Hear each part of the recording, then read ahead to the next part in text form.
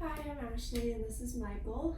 And first I'm performing active range of motion for ankle dorsiflexion.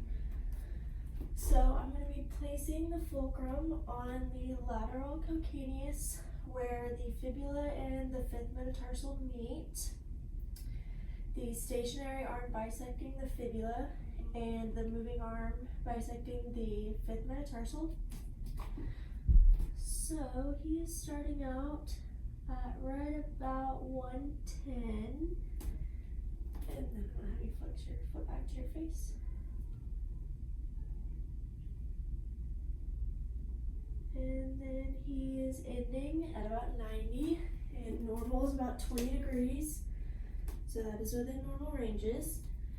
And now I'm going to perform the same thing on the other side.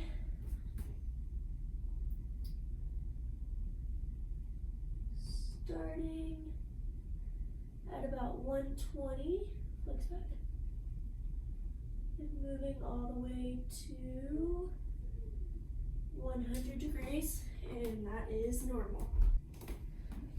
Next, I'm going to be performing passive range of motion for the subtalar joint medial glide.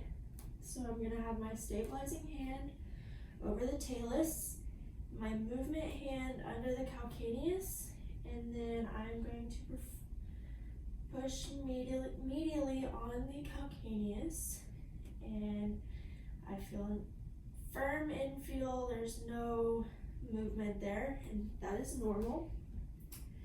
Same thing on the other side.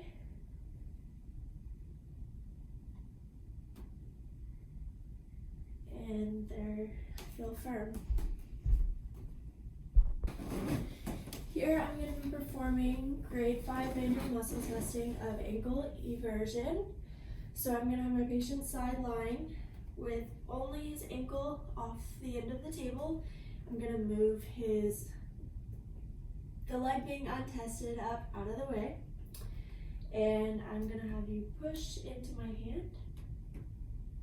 Okay, and I'm applying maximal force, and then I'm going to have you roll over.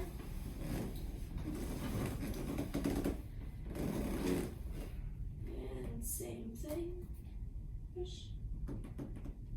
And his muscle does not break, so that would be considered normal.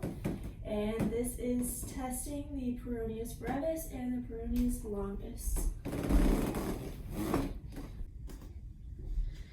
Next, I'm going to be performing the anterior drawer test of the ankle. It is to test the anterior talofibular ligament, and this test is good for ruling in ligament ruptures. It has a sensitivity of 86, a specificity of 74. To perform the test, I'm going to have his calcaneus in my palm, and then my stabilizing hand on his distal tibia, and then I'm going to push his foot into about 10 to 15 degrees of dorsiflexion and apply an anterior pressure. A positive test would be an ATFL rupture. And then to compare bilaterally, I'm going to stabilize that distal tibia, 10 to 15 degrees of dorsiflexion, and then that same anterior force. And there's no movement in there, so that would be a negative test. Next, I'm going to be performing the external rotation with dorsiflexion special test. It has a sensitivity of 71 and a specificity of 63. It is testing for interosseous membrane injuries. With that sensitivity and specificity, it is hard to rule in or out injuries. So, I'm going to stabilize the ankle and then into forced dorsiflexion and then external rotation.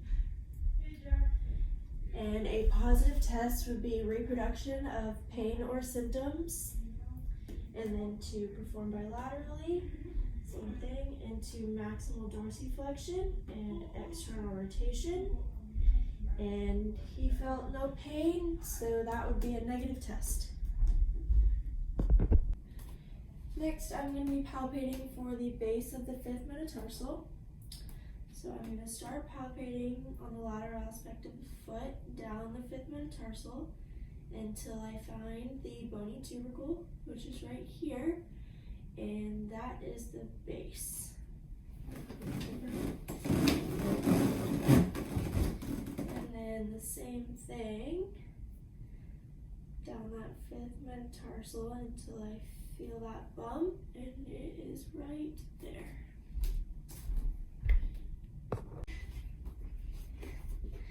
Here I'm going to be palpating the anterior tibialis tendon. So it runs on the lateral portion of the tibia. It crosses on the anterior portion of the lateral and medial malleolus. And to make it more visible, you can apply resistance to dorsiflexion. And it is right here. Same thing on the other side. Apply resistance and flex back towards your face. And it is right here.